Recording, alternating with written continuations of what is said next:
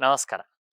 ಎಲ್ಲ boss TV ವೀಕ್ಷಕರಿಗೆ 2025 ಹೊಸ ವರ್ಷದ ಶುಭಾಶಯಗಳನ್ನು ಹೇಳ್ತಾ, 2025 ವರ್ಷ ನೋಡ್ತಿದ್ದಾಗೆ 2024 ವರ್ಷ ಕಳೆದು ಹೋಗಿದೆ. 2025ನೇ ವರ್ಷಕ್ಕೆ ನಾವು ಕಾಲಿಟ್ಟಿದ್ದೇವೆ. ಹಾಗಾಗಿ ಎಲ್ಲ ಜನಗಳಲ್ಲಿ ಒಂದು ಕಾತುರತೆ ಇರುತ್ತೆ.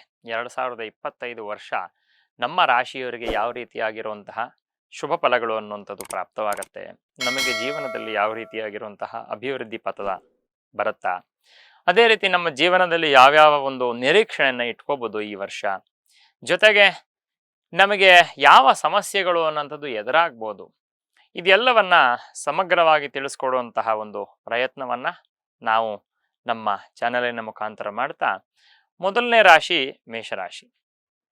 ನಮ್ಗೆಲ್ಲರಿಗೂ ಗೊತ್ತಿರುವಂತಹ ರೀತಿಯಲ್ಲಿ ಮೇಷರಾಶಿಯವರಿಗೆ 2024 ವರ್ಷ ಅತ್ಯಂತ ಶುಭವಾಗಿತ್ತು. ನಾವು ಸಾಧಾರಣವಾಗಿ ಒಂದು ರಾಶಿಯ ಫಲವನ್ನು ಹೇಳಬೇಕು ಅಂತಂದ್ರೆ, ಮುಖ್ಯವಾಗಿ ಅದರಲ್ಲಿ ಎರಡು ಗ್ರಹಗಳ ಒಂದು ಗೋಚಾರವನ್ನ, ಎರಡು ಗ್ರಹಗಳ ಸಂಚಾರವನ್ನ ನಾವು ಪ್ರಧಾನವಾಗಿ ಚಿಂತನೆಯನ್ನ ಮಾಡ್ತೇವೆ. ಅದರಲ್ಲಿ ಮೊದಲನೇ ಗ್ರಹ ಬಂದು ಗುರುಗ್ರಹ, ಎರಡನೇ ಗ್ರಹ ಬಂದು ಶನಿ ಗ್ರಹ. ಹಾಗಾಗಿ ಗುರು ಮತ್ತೆ ಶನಿ ಇಬ್ಬರು ಚೆನ್ನಾಗಿದ್ದಾರೆ ಈ ಒಂದು ಗೋಚಾರದಲ್ಲಿ ಅಂತಾದ್ರೆ ಆ ರಾಶಿ ಅನ್ನತಕ್ಕಂಥದಕ್ಕೆ ಶುಭ ಫಲಗಳು ಅಂತ ನಿರೀಕ್ಷೆಯನ್ನ ಮಾಡಬಹುದು.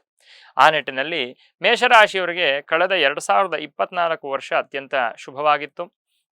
ಎರಡರಲ್ಲಿ ಗುರುವಿನ ಸಂಚಾರ ವೃಷಭ ರಾಶಿಯಲ್ಲಿ ಆಗ್ತಿದ್ದಂಥದ್ದು, ಅದರ ಜೊತೆಗೆ 11ರಲ್ಲಿ ಶನಿಯ ಸಂಚಾರ ಆಗ್ತಿದ್ದಂಥದ್ದು, ಇದೆರಡು ಕೂಡ ತುಂಬಾ ಶುಭ ಫಲಗಳನ್ನು ತಂದುಕೊಟ್ಟಿತ್ತು. 6ರಲ್ಲಿರುವಂತಹ ಕೇತುವಿನಿಂದ ಶತ್ರು ನಿಗ್ರಹ ಆಗುವಂಥದ್ದು, ಒಳ್ಳೆ ರೀತಿಯಾಗಿರುವಂತಹ ಕೆಲಸ ಕಾರ್ಯಗಳಲ್ಲಿ ಅಭಿವೃದ್ಧಿ ಇತ್ಯಾದಿಗಳು ಎಲ್ಲವೂ ಕೂಡ ಸಿಕ್ಕಿತ್ತು. ಎಲ್ಲೋ 12ರಲ್ಲಿರುವಂತಹ ವ್ಯಯದಲ್ಲಿರುವಂತಹ ರಾಹುವಿನಿಂದ ಮಾತ್ರ ಸ್ವಲ್ಪ ಮಟ್ಟಿಗೆ ವ್ಯಯ, ಅಂದ್ರೆ ಒಂದು 70 ಭಾಗದಷ್ಟು ಶುಭ ಫಲಗಳನ್ನೇ ನಿರೀಕ್ಷಣೆಯನ್ನ ಮಾಡುವಂತಹ ಒಂದು ಸಾಧ್ಯತೆ ಅನ್ನುವಂಥದ್ದು ಮೇಷರಾಶಿಯವರಿಗಿತ್ತು.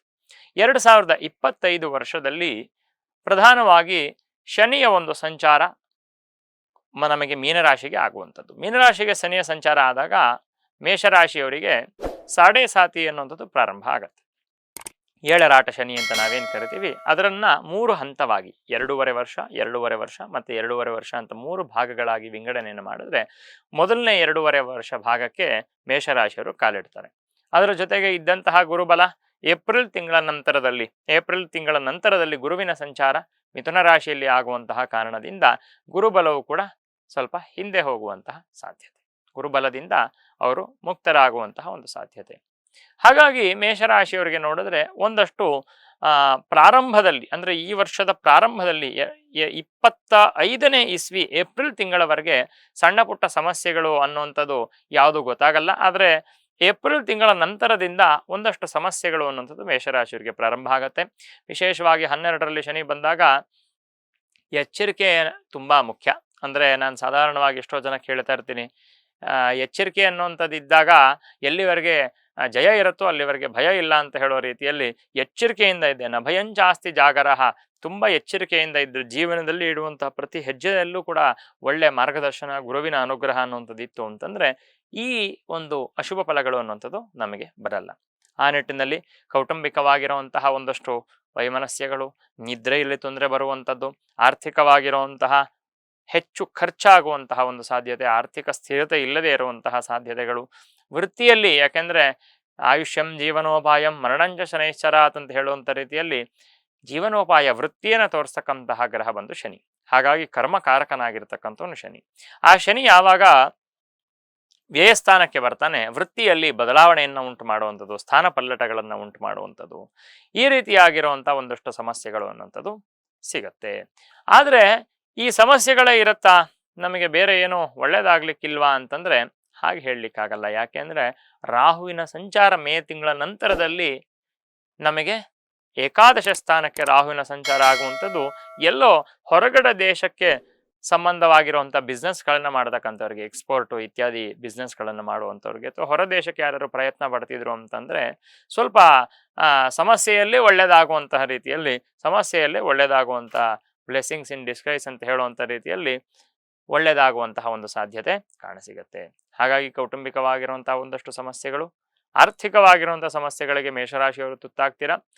ಇದರ ವಿಚಾರವಾಗಿ ಪರಿಹಾರಾರ್ಥವಾಗಿ ಮೇಷರಾಶಿಯವರಿಗೆಲ್ಲ ಅನುಗ್ರಹ ಆಗಲಿ ಅಂತ ಹೇಳಿ, ಗುರುವಿನ ಬಲವೂ ಇಲ್ಲದಿರುವಂತಹ ಕಾರಣದಿಂದ ಕೌಟುಂಬಿಕ ಶಾಂತಿಯನ್ನ, ಎಚ್ಚರಿಕೆಯನ್ನು ವಹಿಸುವಂಥದ್ದು ಮತ್ತೆ ವಿಶೇಷವಾಗಿ ಗಣಪತಿಯನ್ನ ಆರಾಧನೆ ಮಾಡುವಂಥದ್ದು ತುಂಬಾ ಉತ್ತಮ ಫಲಗಳು ಅನ್ನುವಂಥದ್ದು ಸಿಗತ್ತೆ. ಆಂಜನೇಯ ಸ್ವಾಮಿಯನ್ನ ಆರಾಧನೆ ಮಾಡ್ಬೋದು. 7.5 ವಿಶೇಷವಾಗಿ ಆಂಜನೇಯ ಸ್ವಾಮಿಯನ್ನ ಆರಾಧನೆ ಮಾಡಿದ್ರೆ ಶನಿ ಆಂಜನೇಯನಿಗೆ ಹಿಡ್ಕೊಳ್ಳಲ್ಲ ಅನ್ನುವಂಥದ್ದು ಒಂದು ಪ್ರಸಿದ್ಧವಾಗಿರುವಂತಹ, ನಮಗೆ ಕಥಾರೂಪದಲ್ಲಿ ಬಂದಿರುವಂತಹ ವಿಚಾರ. ಅಂದ್ರೆ ಆಂಜನೇಯ ಮಂತ್ರವನ್ನ, ಹನುಮಾನ್ ಚಾಲೀಸವನ್ನ ಪಾರಾಯಣವನ್ನ ಮಾಡುವಂಥದ್ದಾಗಿರ್ಬೋದು, ಆಂಜನೇಯ ಸ್ವಾಮಿಗೆ ದೀಪ ಹಚ್ಚುವಂಥದ್ದಾಗಿರ್ಬೋದು, ಆಂಜನೇಯ ಸ್ವಾಮಿಯ ದೇವಸ್ಥಾನದಲ್ಲಿ ಪೂಜಾದಿಗಳನ್ನ ಮಾಡಿಸುವಂಥದ್ದಾಗಿರ್ಬೋದು, ಮೇಷರಾಶಿಯವರಿಗೆ ಉತ್ತಮ ಫಲಗಳನ್ನ ತಂದುಕೊಡುತ್ತೆ.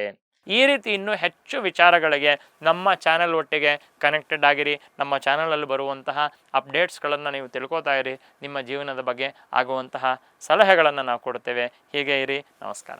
ಲೇಟೆಸ್ಟ್ ಹಾಗೂ ಇಂಟ್ರೆಸ್ಟಿಂಗ್ ಸುದ್ದಿಗಳಿಗಾಗಿ ಬಾಸ್ ಟಿವಿ ಕನ್ನಡ ಚಾನೆಲ್ನ ಸಬ್ಸ್ಕ್ರೈಬ್ ಮಾಡಿ. ಹಾಗೆಯೇ ಬೆಲ್ ಐಕಾನ್ ಪ್ರೆಸ್ ಮಾಡಿ. ಇದರ ಜೊತೆಗೆ ಫೇಸ್ಬುಕ್, ಇನ್ಸ್ಟಾಗ್ರಾಮ್, ಎಕ್ಸ್ನಲ್ಲೂ ಮಿಸ್ ಮಾಡದೆ ಫಾಲೋ ಮಾಡಿ.